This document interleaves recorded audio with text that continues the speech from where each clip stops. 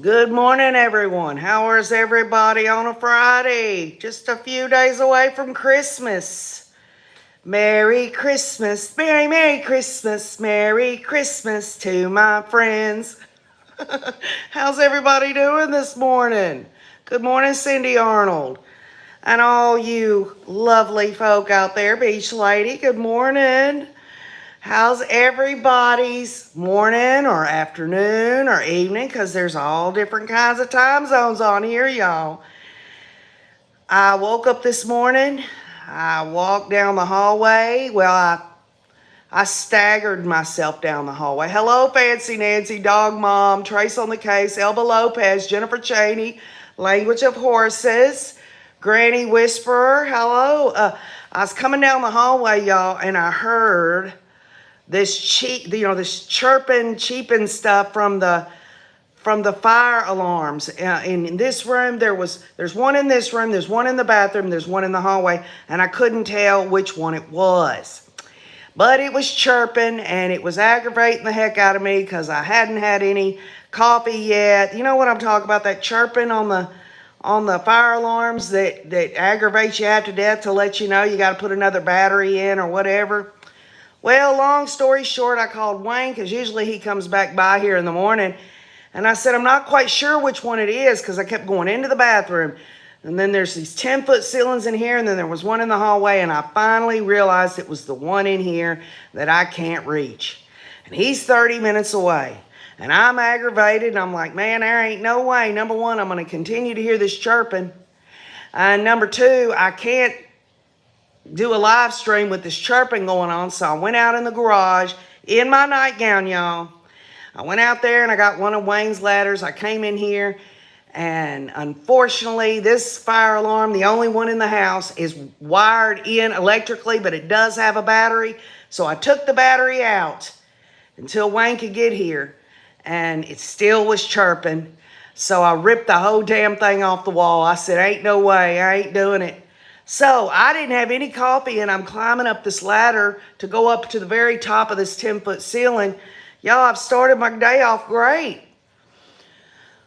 So anyway, Liza Joe had put on a comment that Tylee Ryan's remains were released, and it touched my heart right before Christmas. It's so sad. This is what Lori is having to basically she's give to her son Kobe.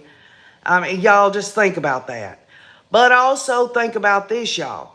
She was already, to me, she's already, to be absent from the bodies, to be in the presence of God Almighty. So really, those are her earthly remains, and Kobe will receive them. When we think that there was more evidence about Tylee connecting Chad Daybell, y'all, this situation is making OKJ think that there are some plea negotiations going on. Because if y'all recall, at any time they could have released JJ's remains, but what did they do? They waited till after the trial of Lori. So why didn't they release Tylee? It's my view that because the way that she was found, the fact that they have evidence of pickaxe, the green melted bucket, and all of this stuff, the fact where they found her and everything, that was going to be more on Chad Daybell. And so that's just an opinion. Y'all know how many times I can be wrong. But I believe that this releasing of Tylee Ryan's body, I just think it has something to do with, number one, we got the news that the death penalty was going to stay on the table for Chad Daybell. And as I read y'all's comments yesterday, some of y'all were saying plea deal, question mark, or he's going to go for a plea deal.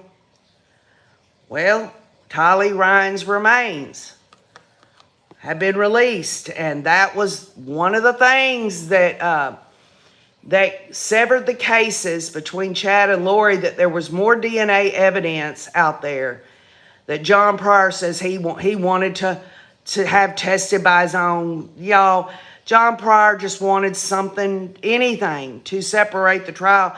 But actually, he fought so hard to sever those cases.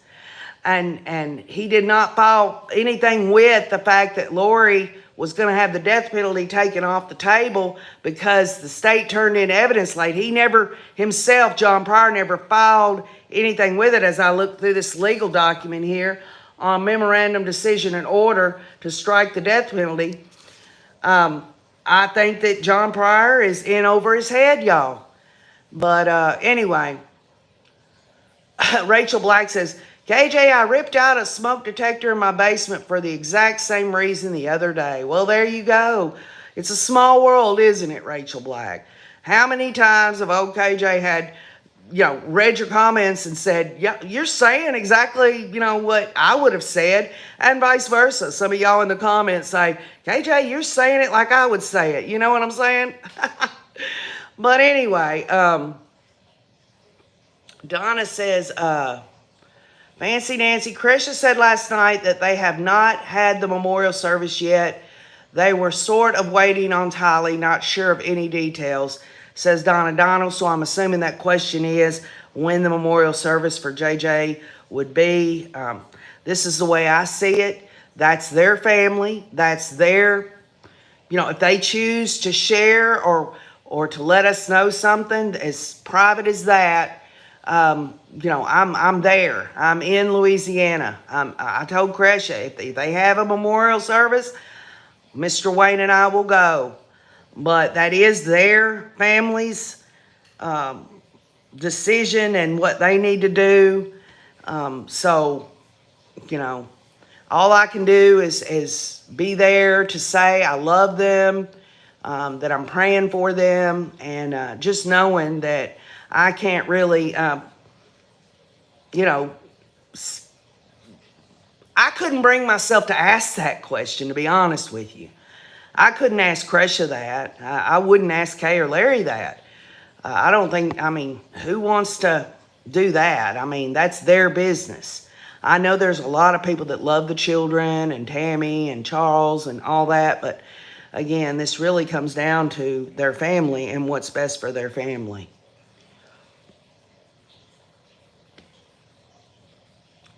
Good morning, Kathy Gregg. Good morning, Kathy Barella. Good morning, Teresa. Good morning, Dina 333.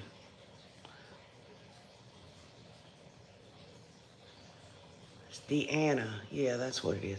So anyway, that's a big mouthful, basically, of what I released yesterday with Chad Daybell eating his own words. And someone said in the comments, no, he's not eating his words are eating him, which actually sounds better and really it's on point. KJ released that yesterday just to prove a point that, he is definitely, y'all, he is so guilty. We all know that. But what I'm saying is there something that John Pryor is telling Chad Daybell that they can get him out of trouble or... because really, it doesn't take anyone with any brain cells in their head. Old KJ's got a few in here, just a few little brain cells, to say that he's got to know that, he is SOL, But before we go into what I told y'all we were going to discuss, I also said that up to Christmas, this will be the last copy with KJ before the Christmas holidays. On Christmas Eve, Ma and Pa is going to be spending time with the Rays, just to have a little holiday cheer, a laugh, and a smile. And then Wayne and I are going to take a little time off afterwards. We'll get back into the swing of things probably, I don't know, maybe into the first or, the second week, actually, of January, because we're going to be doing some traveling at the beginning of January. And so I am going to take a little holiday break. And I know y'all can understand I need one. But I said that up till Christmas, I was going to share with y'all, some gifts that I might have gotten people. So this is one. I've got a neighbor. She's 81 years old. She's the sweetest woman you'll ever know. And Wayne and I, we love our neighbors and we try our best to stay close to them, even though they're, you know, they're they're fields away, you know, but I love this woman. And so I went to an arts and crafts shop that's locally owned with local artists and stuff. That's a big thing for me. If KJ's gonna purchase any gifts, I always try to do my best, although I can't always do it completely, to buy things that people make, you know, to help their families. You know, it's just buy local, right? So there's this person who has this Dips and More. I'm not plugging them, y'all.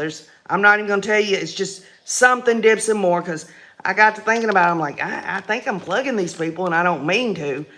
But this is birthday cake beer bread, and it's local, wholesome ingredients. It has the recipe on the back. I got this for her because she loves to cook. It is out of Dixon Springs, Tennessee. We're talking the ingredients in here are put in here. It isn't like, you know, let me go get a cake box of something over here in the store and dump it in a bag. They put this stuff in there themselves.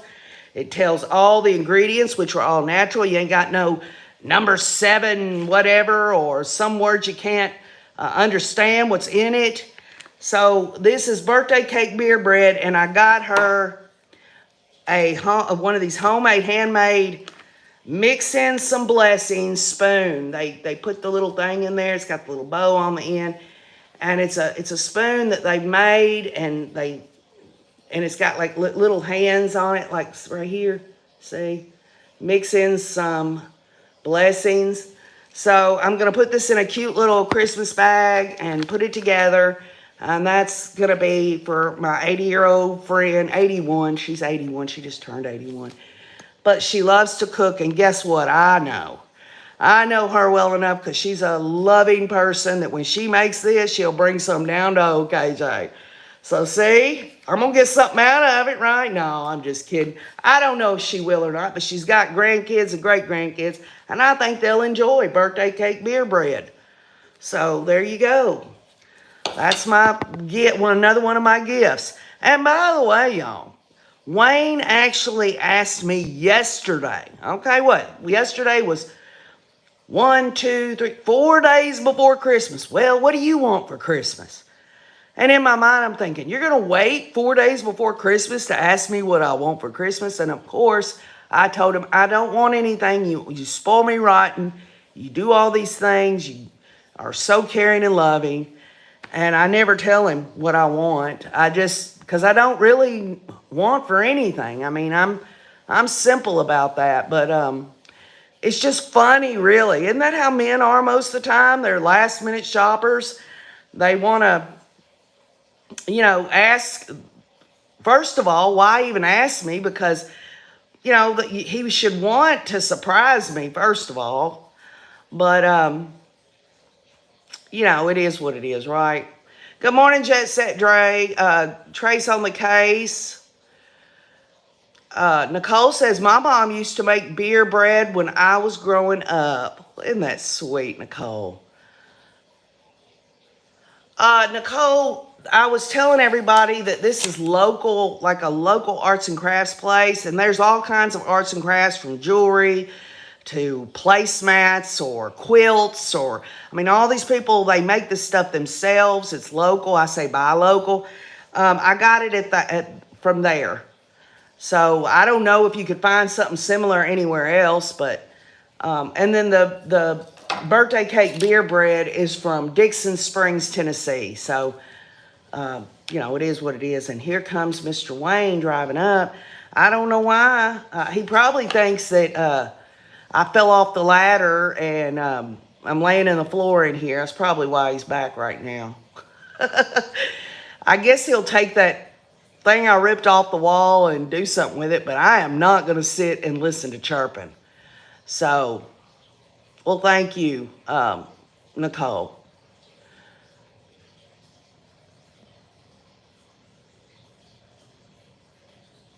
I think I'm offending KJ, Fancy Nancy. How are you offending me? I don't think it's, you know, is that what you're saying? Kathy Barilla says, me too, KJ. We buy stuff for each other throughout the years. No need to do anything special for Christmas. Oh my goodness, y'all. Come around here and say hi to everybody this morning. Good morning, everybody. Merry Christmas. You know what he just brought me, y'all? This old Tennessee girl, a Hardee's biscuit, y'all. This man is the love of my life. He brought me a Hardee's biscuit. And for those that love Hardee's biscuits, y'all know how much of a treat this is. We live so far out that, you know, it takes a little while to get a Hardee's biscuit. And it's still warm, y'all. Everybody's saying, Merry Christmas, Mr. Wayne. He got me sausage, egg, and cheese Hardee's biscuit. Just the little things in life, huh? Come here and give me a kiss. I gotta go fix to go tell home. All right. Are you going to fix that when you come home this evening? Yeah. Okay. I've got a new one out there. I just need a battery. Well, it's out on the washing machine. It was, but I pulled the cord out of it. Right. So. I'll see you later on, sweetie. All right. Robinette Bannister says, howdy from Texas. Merry Christmas. Happy birthday, Jesus. Teresa, that's so sweet. He's done left, but he brought me this special Hardee's biscuit, y'all. Isn't that awesome? Nicole says, good morning to your husband. Merry Christmas to him. I'd much rather have a man that brings me a biscuit than flowers or buys me Christmas gifts any day of the week. Well, Nicole, you and I you and I are right on that line right there. We think a lot alike on that. I mean, I'm thankful, y'all. Could y'all imagine being one of these people out here that's never happy, never satisfied with the little things in life? Because ultimately what it comes down to is people can't get up every day of their life and have these big things happen for them every day. I guess that could happen if you're a millionaire or a billionaire, but just old country girl, just to have something cute and little, you know, that someone does for you, or in this case, this scrumptious Hardee's biscuit. He is a Gibson. Wayne is always thinking of me. I just still think it's silly that he wants to ask me 4 days before Christmas because he knows what I'm going to say.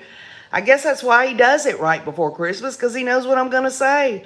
I always say to him, I don't want anything. You've spoilt me all year long. I mean, my goodness, we kid around all the time. I do a lot of online shopping, not just for Christmas, but for other things. And he calls my packages that come in, like say it's March or April and a package comes in, he calls them, oh, you got you another Christmas present. And we all laugh. Well, we just laugh about it. Or he'll say, getting some more birthday presents in, you know, and it's not even my birthday, you know.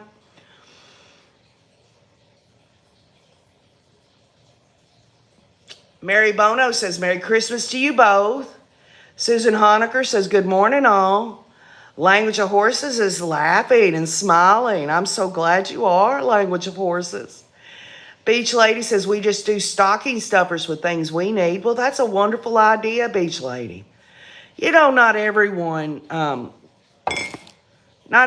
can afford what has been deemed the commercialization of Christmas in terms of gift giving. Sometimes, you know, you're living on a fixed income or something, and just doing something little sometimes just bites into that, and it hurts financially. So sometimes it's just, you know, just loving others and wishing them Merry Christmas, and, you know, just those things that really come from the heart other than what you can hold in your hand. Good morning, Roxy. Good morning, CSI Crowdsource Illuminations. So anyway, I know this is going to probably bore y'all, but y'all know how I am. Anytime that I shoot a live stream or pre-record, I'm always trying to get on the record things that we've covered that we know. I can look back and say, yes, we covered this. That way, I'm doing my very best, even though I fail, to try to keep everyone up to date on things. So I kind of want to go over this legal document with y'all. I mean, it's one thing to say that the death penalty has not been taken off the table for Chad Daybell, and for some, that's enough. They don't want to look at the legalese of anything, but OKJ tries her best to explain things so that people that are interested in legal documents, how many darn legal documents have we been through, y'all? So I'm going to read this into the record, and then we'll get back to some chatting, okay? All right, so this is the memorandum decision and order on the motion to strike the death penalty. And John Pryor filed 2 motions to do that. The first motion that he filed was motion to strike the death penalty based on relative culpability. In other words, y'all already know this, but I'm just going to speak it. The bottom line is, as John Pryor wants to say, because the state basically nailed Lori's ass to the wall and made it look like she was the mastermind or whatever, that there should be this culpability standard in there, which ain't going to fly, by the way, but he's trying it. And also, let me just be clear. How many times have we talked about that Lori received the minimum defense?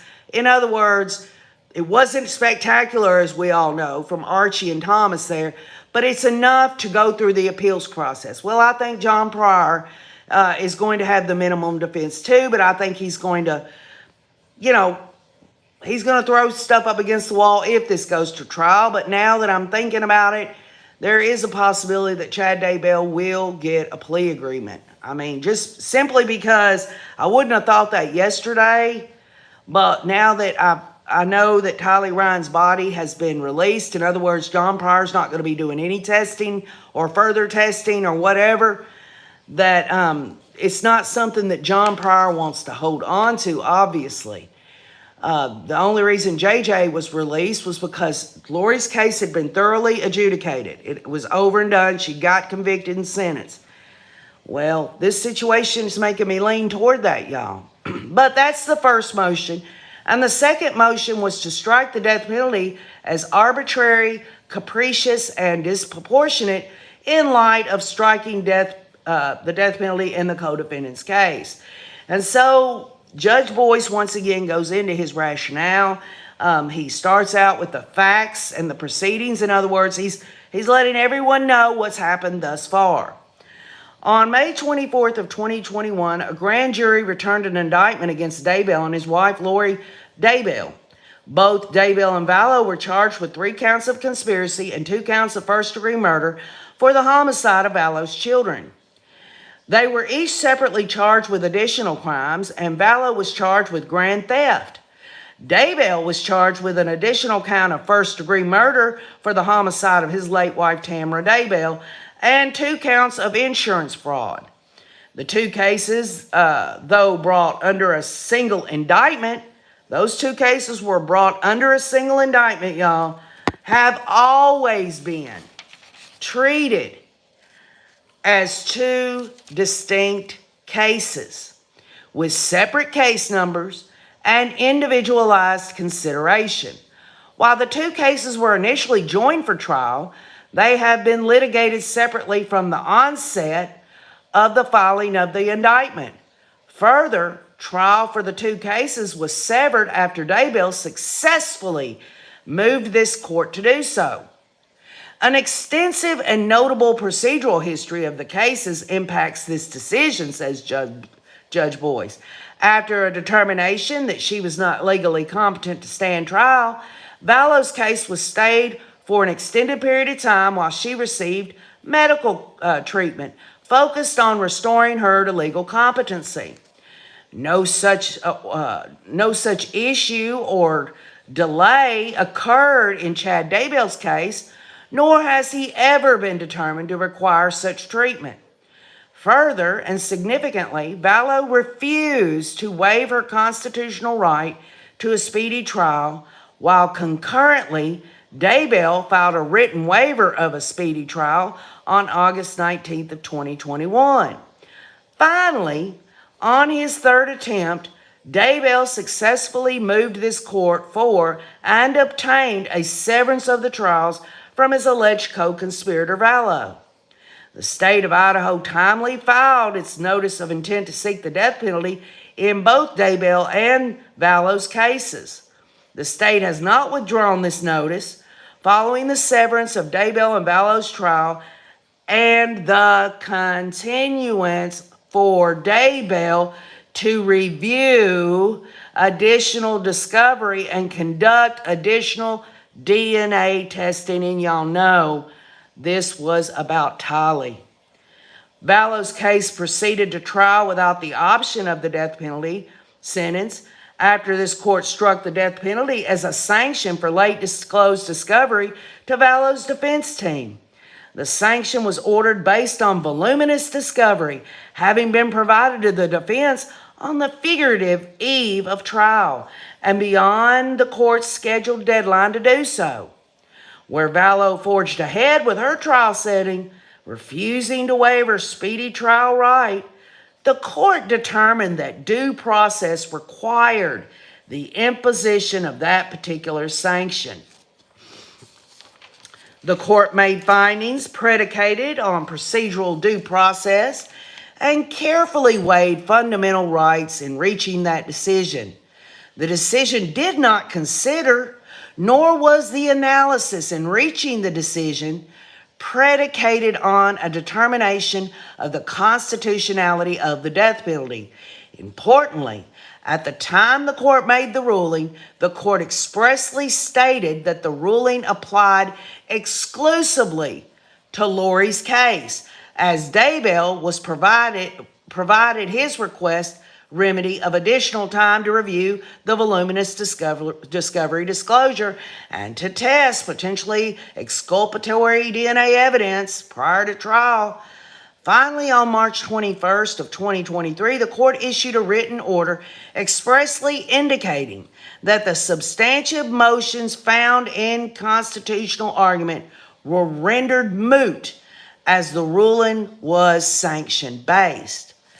Daybell's trial is scheduled for April 1st of 2024, and on November 9th of 2023, Daybell filed the instant motions requesting this court to strike the death penalty.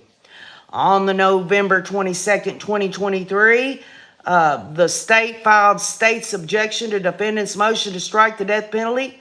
And on November 29th of 2023, the court heard the parties in argument on the motions and took the matters under advisement to issue this written decision. So then he goes into the legal standard, y'all, and I'm going to skip over that, but I do want to get to the analysis of it. And what I mean by analysis, I'm talking about the judge is letting everyone know in this legal document, I've analyzed this. First, I've got my state and federal whatever laws that are precedent that backs any of what I'm saying. So he's listed that, but now he's going to do an analysis here on John Pryor's two motions. Daybell's two motions request a court order to strike the death penalty as a potential sentencing option. The state objects to both motions, and the court will discuss each in turn. The first motion to strike the death penalty based on relative culpability.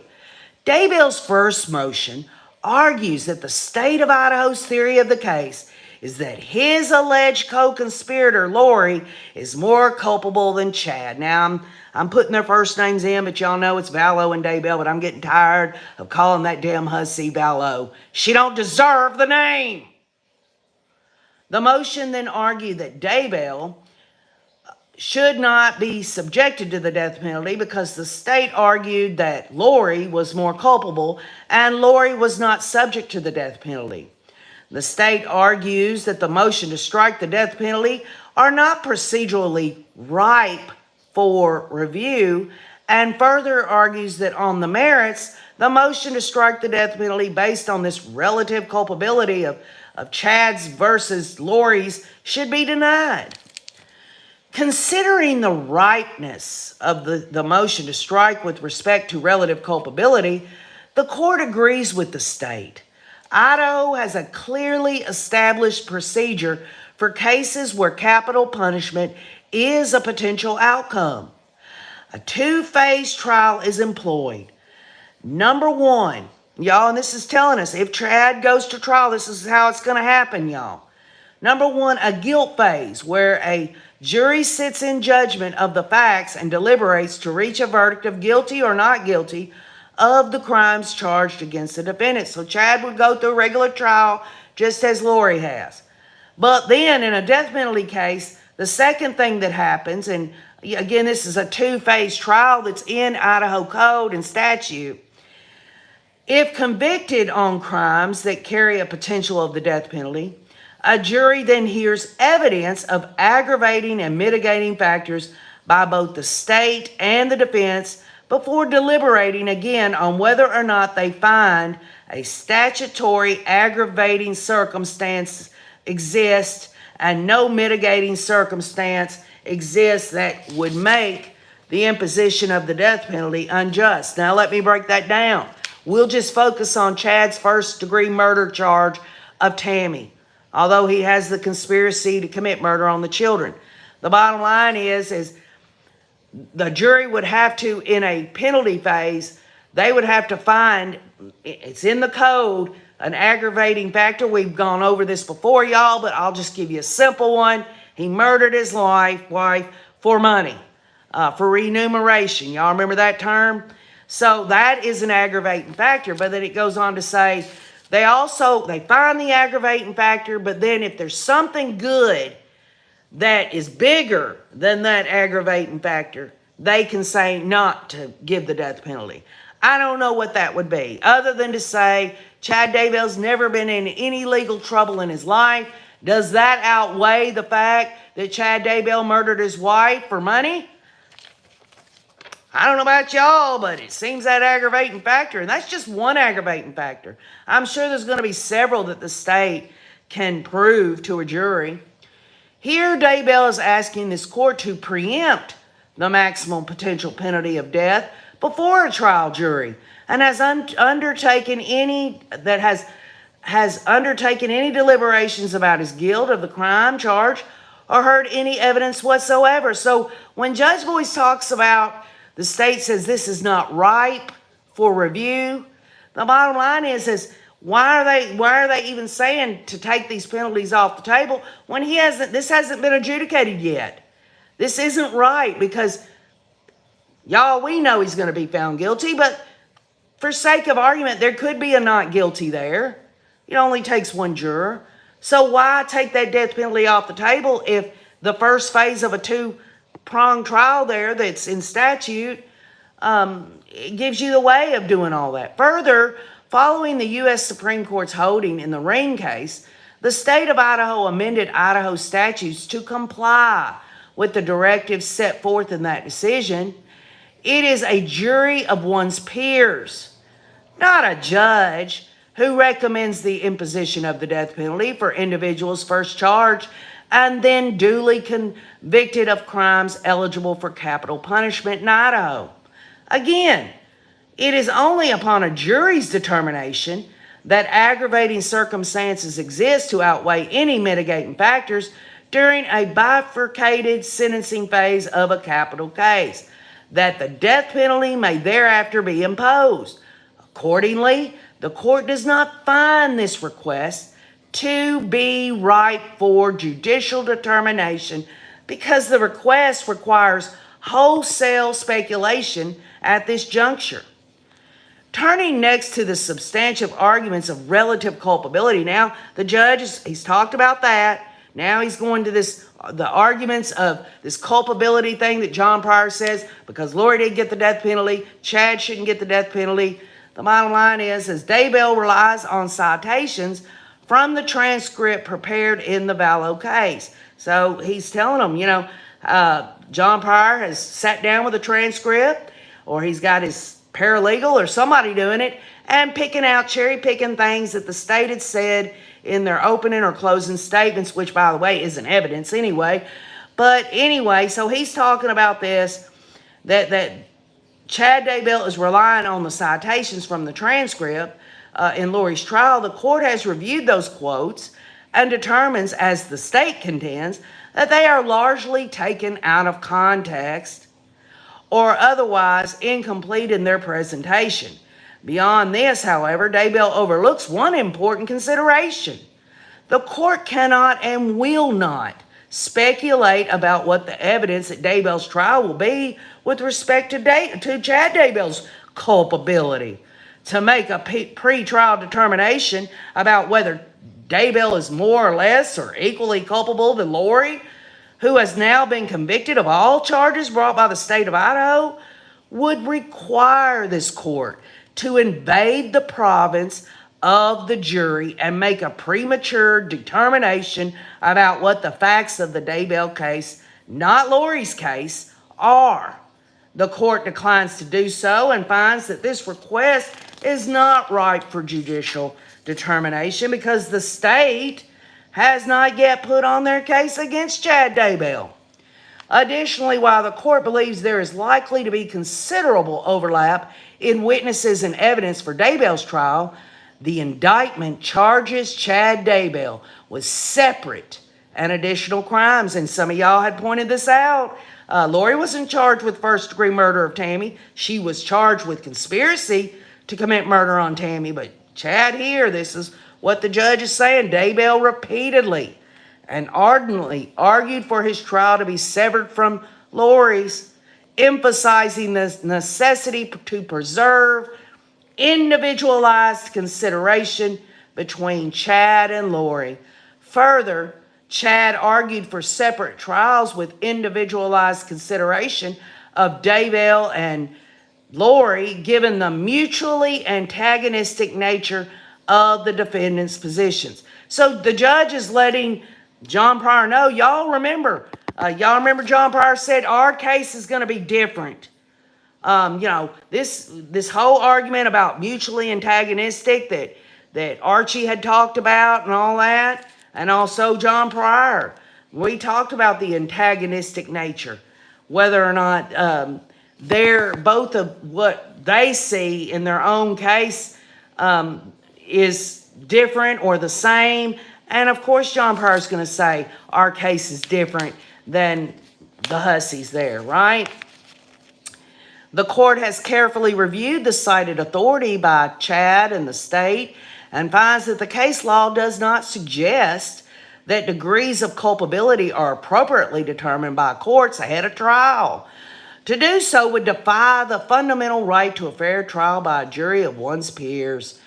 Facts submitted at trial may only be considered after the admission of evidence and testimony within the constraints of evidentiary rules.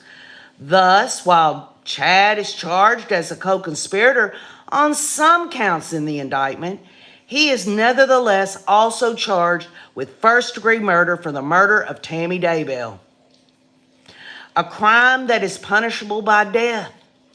Where Daybell alone faces that count, the potential of his conviction for that separate murder, distinct from any of Lori's convictions, further reveals that a determination of relative culpability is speculative when considered before trial.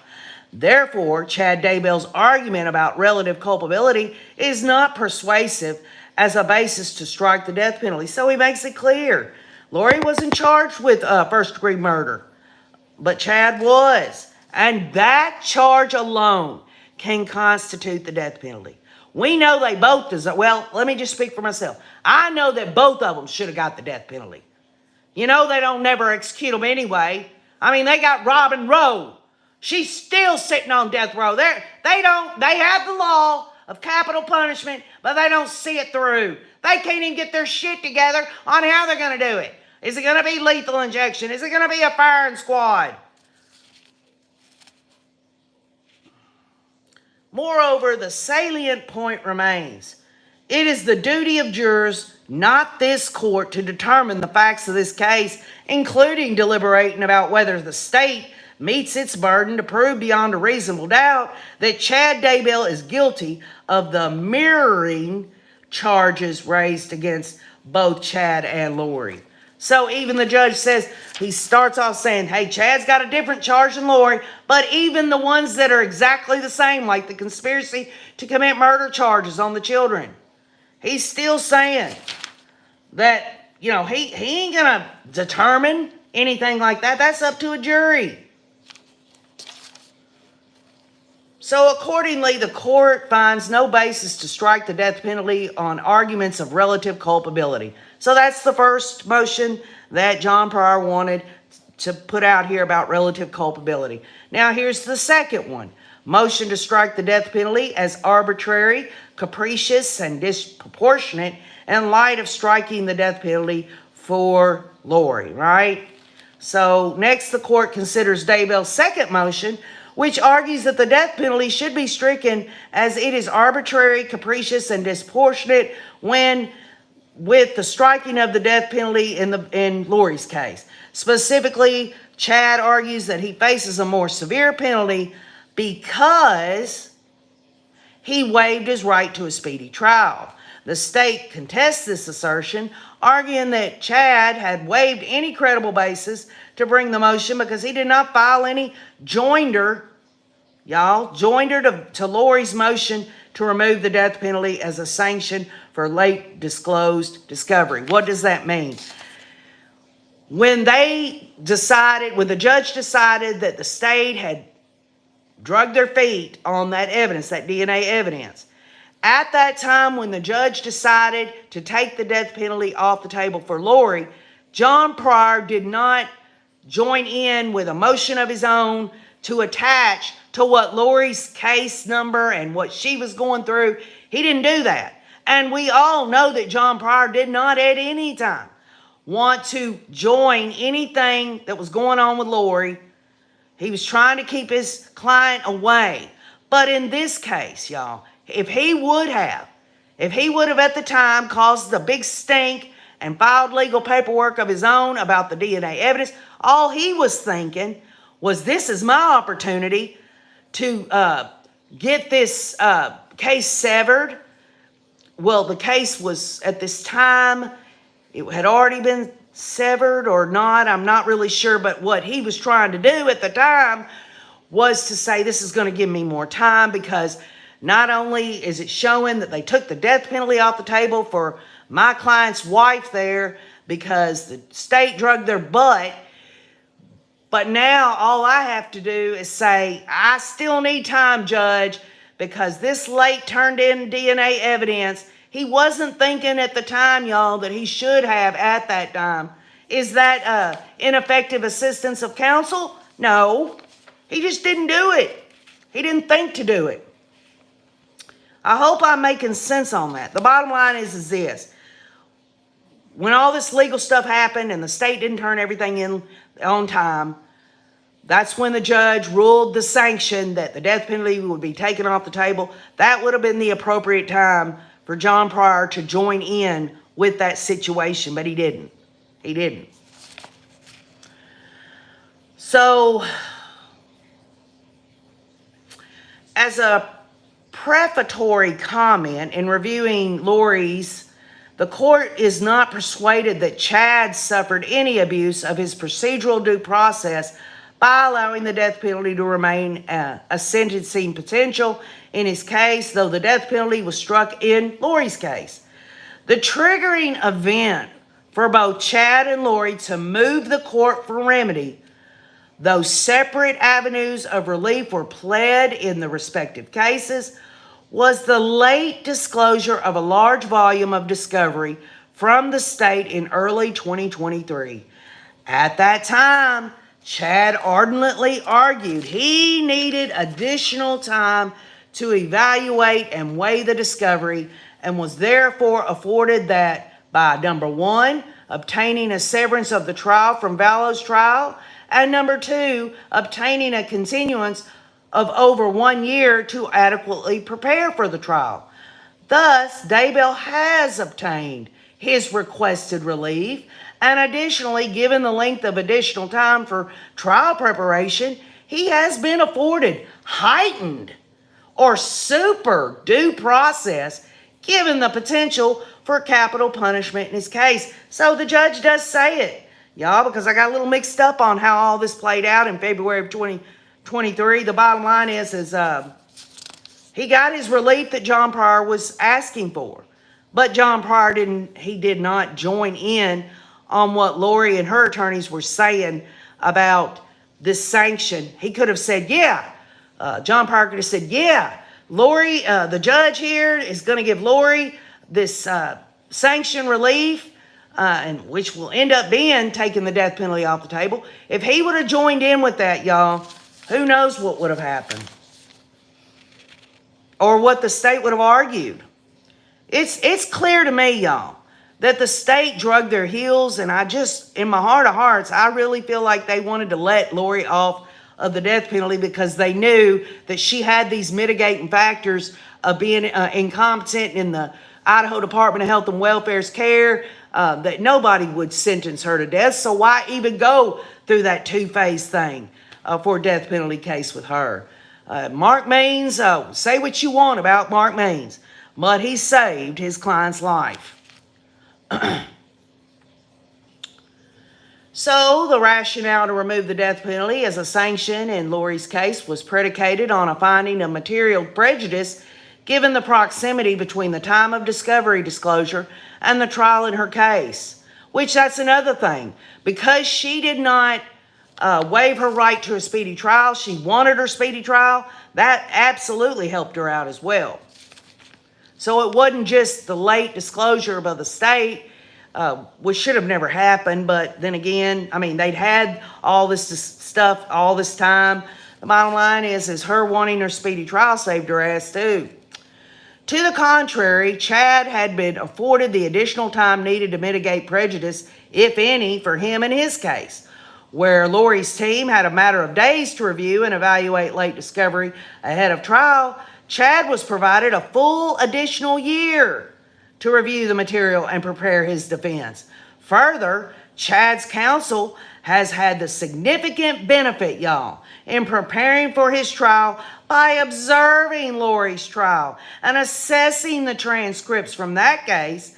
In weighing those factors, the court does not find a persuasive argument to strike the death penalty based on Daybell's argument that in his case, it is arbitrary, capricious, and disproportionate. So there you go on that, y'all. So in summary,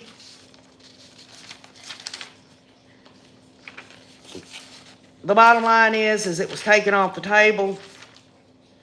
And at the end, the conclusion basically, while Chad Daybell will continue to enjoy the full due process to which he's entitled, if he is adjudicated guilty on a charge or charges of murder in the first degree, the ultimate determination of punishment shall be determined by the jury.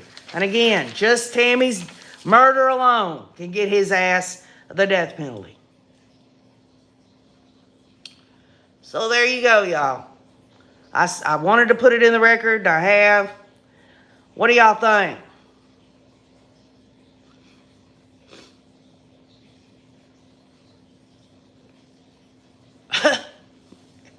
Roxy says, they'll be having a lovely Christmas in prison. That's funny.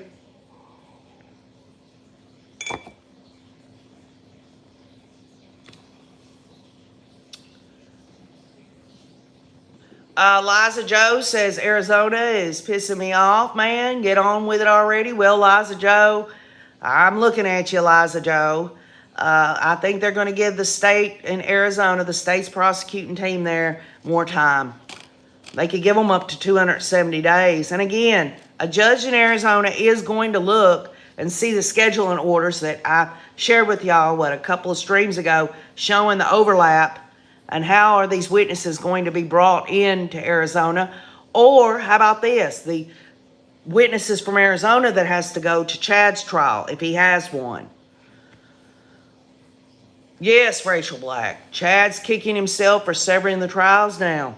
But, you know, even when that severance happened, the bottom line is that he could have, John Pryor could have at any time caused more of a stink and should have requested legal relief in the vein of, you know, this death penalty being taken off the table. But his relief that he was asking for was more time to test the DNA evidence, and he wanted those cases severed. Well, he got his relief.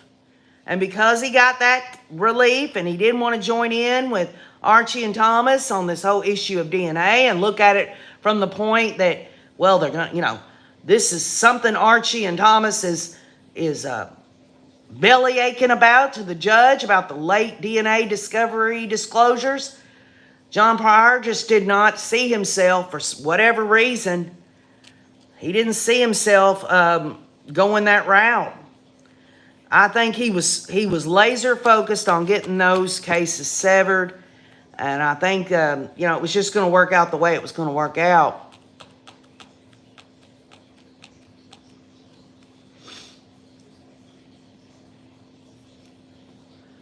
Right, Liza Joe.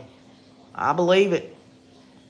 Did you get your mug in the mail, Eric? I'm so glad you did. I know it wasn't no fancy packaging or anything. Oh, KJ's just no country girl. I'm very, very glad you got it. Now, when you, if you so choose to have coffee with KJ, you'll have your own KJ in the Ray mug. Y'all can get those. They're a different one now. These are discontinued. I bought them a while back from Difficult Research with Cresha K. Easton on her merch shop because, y'all, I don't have no merch shop, and that was very sweet of her to put my name on anything to help her and her family. She's a victim's family member, but Eric, I'm so happy for you. But there are KJ and the Ray mugs, y'all. They're different. They're white instead of the black, but they're really, really beautiful. And of course, Cresha's got all kinds of merchandise, in honor of Charles, Tammy, JJ, Tylee, even Joe Ryan. She's got all kinds of neat stuff. I hope y'all will visit her merchandise shop. It helps her. Every little bit helps y'all. And you get something neat out of it.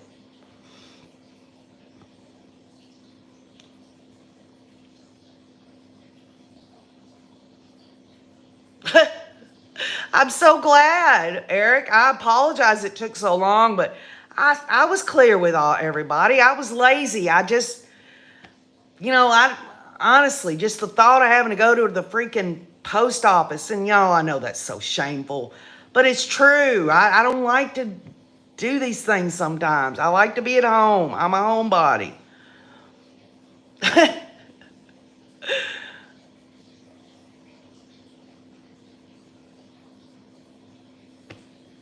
Donna Donald, you ain't seen it, girl. I've got this woman that comes in once a month to help clean my house. I'm home every single day. Tell me I'm not lazy. But she does things that I just, like she does the baseboards and the crown molding, and she does things that, KJ, this deep cleaning stuff that I used to be really good at, but now it's like, hell, I can't even, since I hurt my knee a while back. I mean, getting down on the floor is just, at 52, y'all, I'm broken down. Let me just say it, y'all. At 52 years of age, I just didn't take as good a care of myself earlier in my life. How's that? Yeah, Teresa, she deep cleans. She comes once a month. I mean, I can keep things picked up around here, but the one thing that I fail daily on is, like, our laundry room is outside in the garage, so it's not inside the house. So when I bring the clothes in, I usually fold them up on the couch and stuff. Sometimes I don't put them away. Sometimes I'll fold them up and sit them on the couch, and I don't dang put them away till the next day, y'all. That's just me. I mean, it's just Wayne and I. Here, I mean, what? If somebody's going to come visit me, they're going to see laundry sitting on the freaking couch? Oh, well.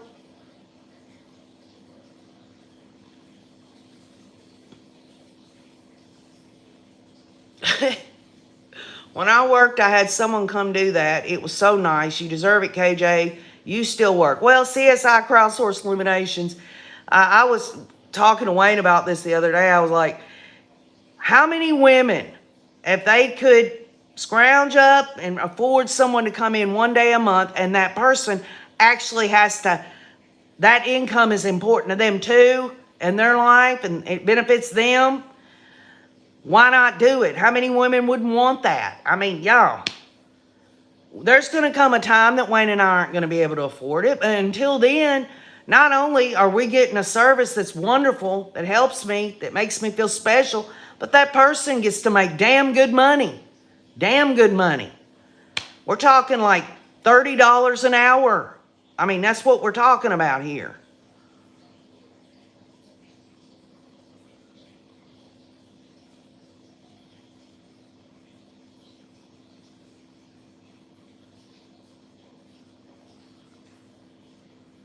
Hello, Harley 62. That's nothing to sneeze at, says Eric.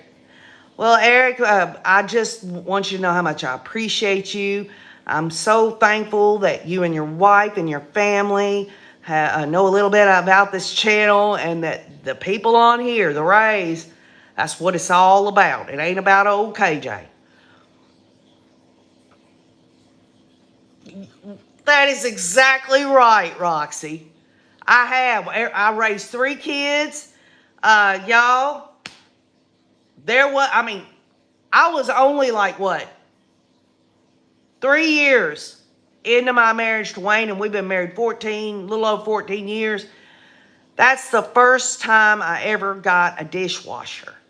I remember Wayne brought it in. I was just giddy. I'd washed all the dishes all my life. Never had a dishwasher. There were times that I didn't have a dryer earlier in my life, and I had to hang the clothes on the line. I did have a washing machine, that was a luxury item. And really, ultimately, people say that if you hand wash your dishes now, they're going to get cleaner and more disinfected. And clothes that are hung out on the line, or they smell better, they're just better. You don't lose all of the clothing material in the dryer when you get all that lint and all that.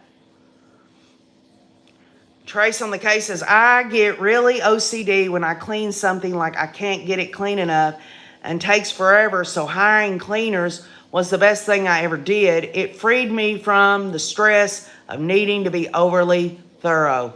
Well, there you go. That's a whole valid, good reason, Trace, that you've done that. Eric says, I remember the ringer that you had to crank the handle. So this weekend, y'all, I hope all of y'all are going to be with friends or family or Ma and Pa on Christmas Eve. Some of y'all are going to be by yourself. Well, I'll tell you this. I'll say it again. You are never alone. This is just an open channel for everyone to come and spend time. I'm going to miss all of y'all for my little break after Christmas and everything. But, y'all, I need the rest, and we've got a lot of things scheduled. We're going to be going to Orlando, Florida to see Tennessee play Iowa. And then, we're just going to be visiting with other people as well. Olive says, a very Merry Christmas to everyone.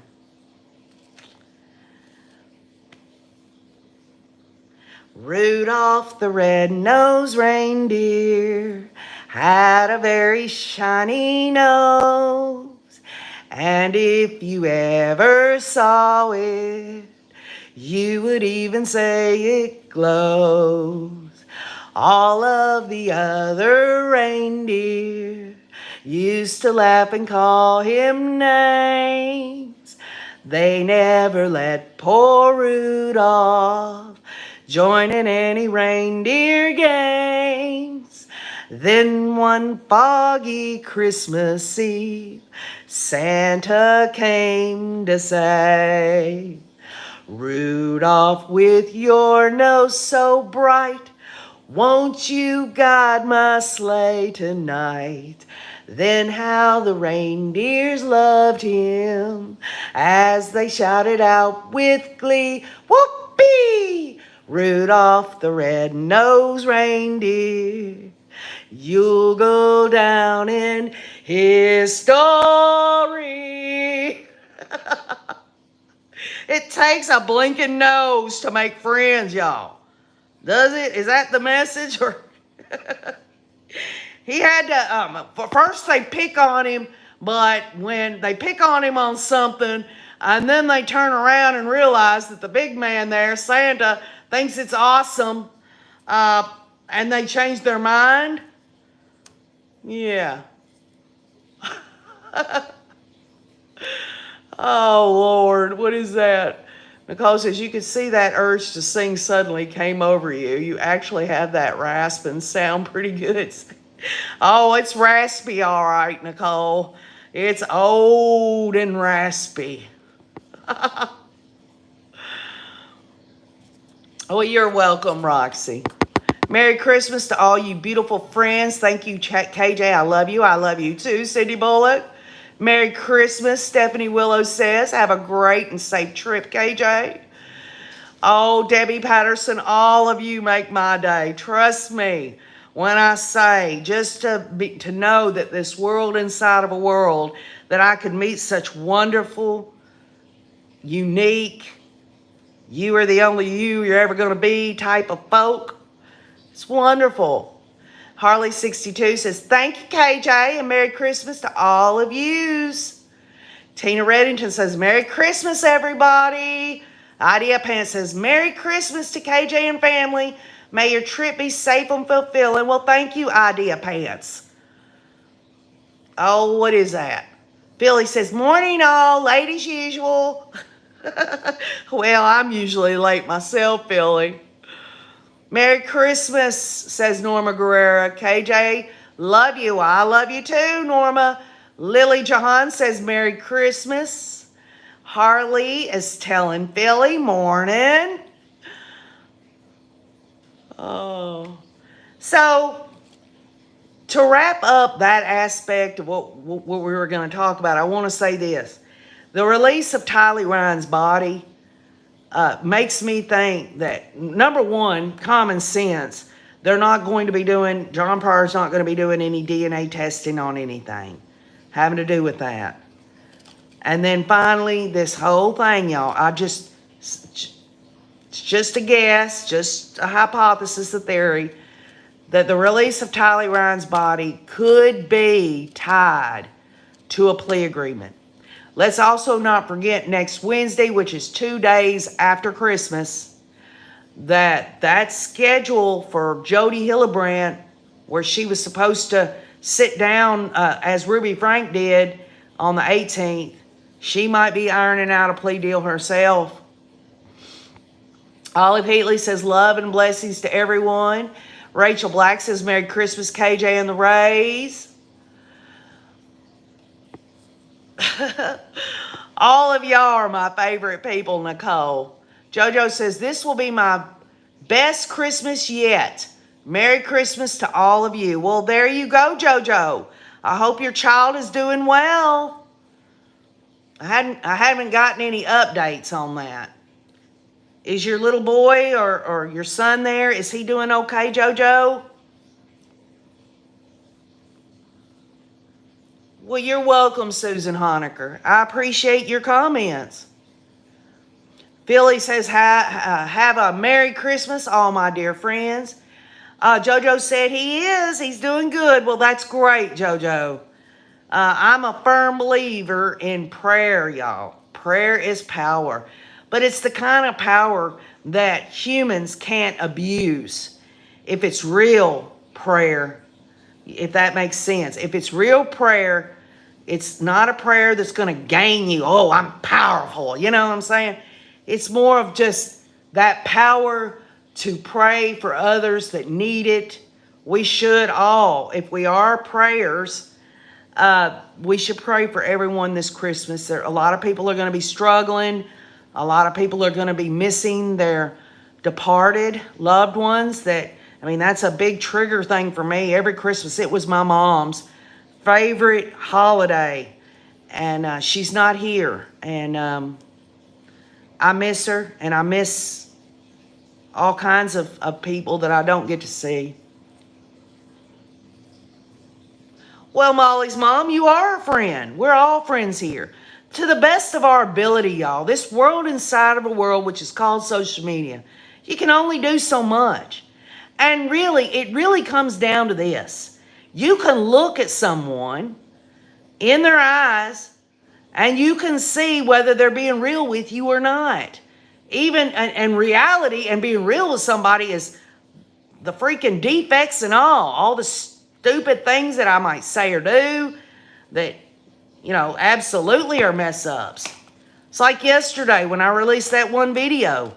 I said October 26th of 2019. It wasn't. It was October 26th of 2018. But I said it. And I know that the Rays give me a break on that. They know I've got all this stuff swirling around in my head. I do make grammatical errors through my speech. Sometimes I can't say some of the names of some of y'all, or even some of the legal documents I can't exactly figure out, but there are other people on here that can and do help.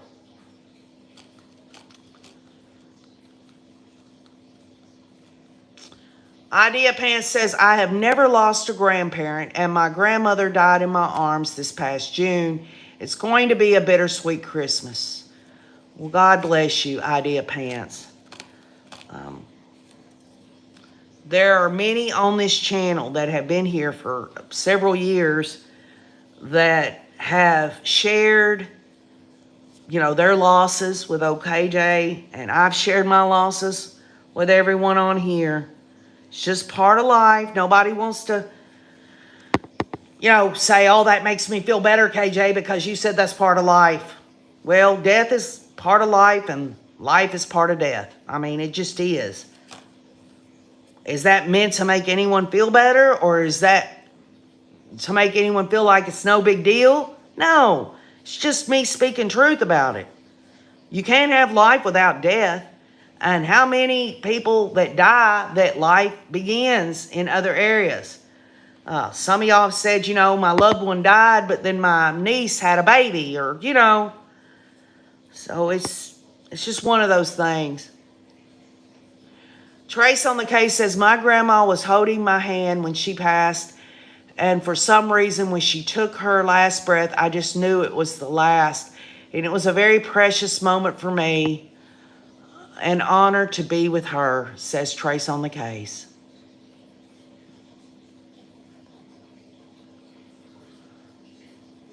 Eric Jasper says, I'll keep all the people having their first Christmas without someone they dearly love in my prayers. Molly's mom says, I really understand now how God calls us all brothers and sisters, and that we should love and support each other, never to judge and make fun of. Well, I'll tell you what, on that, and I agree with that 100%, Molly's mom, but when it comes to evil, I don't have a problem making fun of Hussey, Chin, any of these other cult members. I don't have a problem doing that. I mean, that is a way for me to get past, I guess, the cynicism and the anger and the outrage. Chad is the one at the fire pit. Chad is the one at home with Tammy. Chad was the one who put JJ and Tylee in the pet cemetery. Death penalty, here we come. Chatty says the journey to justice. Well, there you go. Again, I mean, I got to thinking about it. I'm like, what could his defense be about the night that Tammy was murdered, asphyxiated? And then I really got to thinking about it. I'm like, why is Alex down the street at the church with Chad having full knowledge what he had helped do with the children? These are just theories. This isn't something I really believe, but I've been thinking about this. Alex was down at the church. Chad's at home with Tammy. His son leaves for work. Did Chad know that Alex was down the street, and it hearkened or put pressure on Chad to go ahead and do what he did to Tammy? Or after his son left for work, did Alex come down to Chad's and one of them held her down and the other one suffocated her? I mean, y'all, Chad Daybell did not even want to divorce his wife because he didn't think that he could do that, in terms of his calling or whatever. So Chad is going to murder the wife that he ain't gonna divorce? Or was it Alex? Does it matter at this point? Well, the bottom line is Chad Daybell has been charged with first-degree murder of Tammy, and the state is going to have to bring out something other than, he was at home with her. John Pryor could come out and say, well, Chad went to sleep and Alex came in the house and murdered his wife. Y'all, A jury has common sense.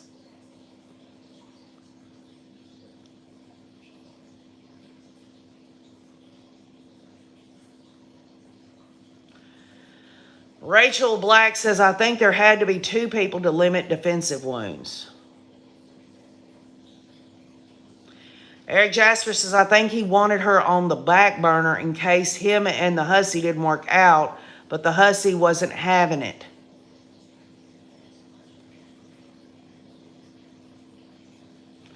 And somebody had said in the comments yesterday about, well, this whole idea that Chad and Lori and Tammy and all their kids and everything being sealed, and they're all going to be in heaven together like the Brady Bunch. Someone said, well, you got to think about this. Chad was excommunicated from the church. Now, let's stop there for a second.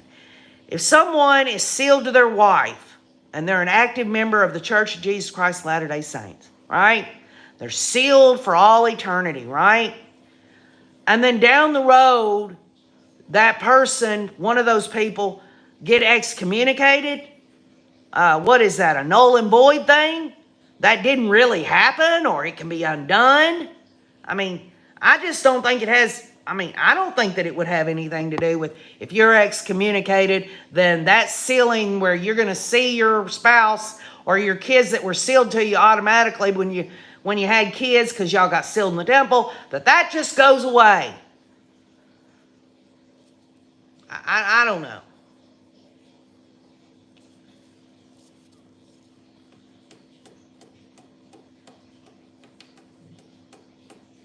Eric says, every time I think of what he did to Tammy, I could never imagine doing anything to hurt my wife of 26 years and the mother of my children. Never.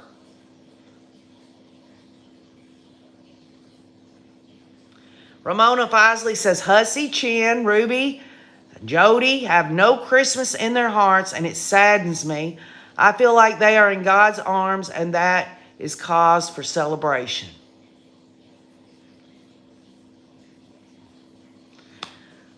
Well, folks, all I know is this.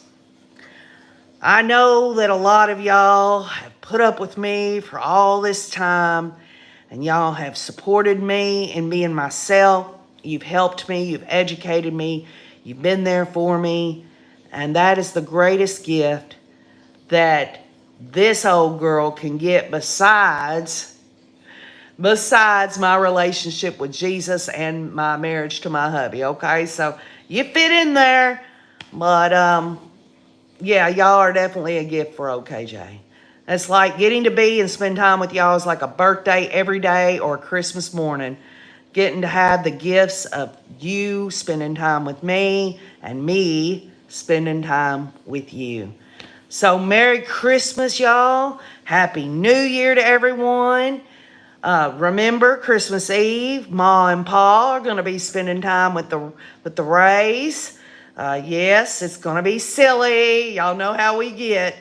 And I love you all. I thank the world of you all. I'm very thankful that Tylee Ryan's remains were released and that Chad Daybell has to really make a decision, which would ultimately be, I really believe the state of Idaho would give him life in prison without the possibility of parole. I think they would if that was the plea agreement.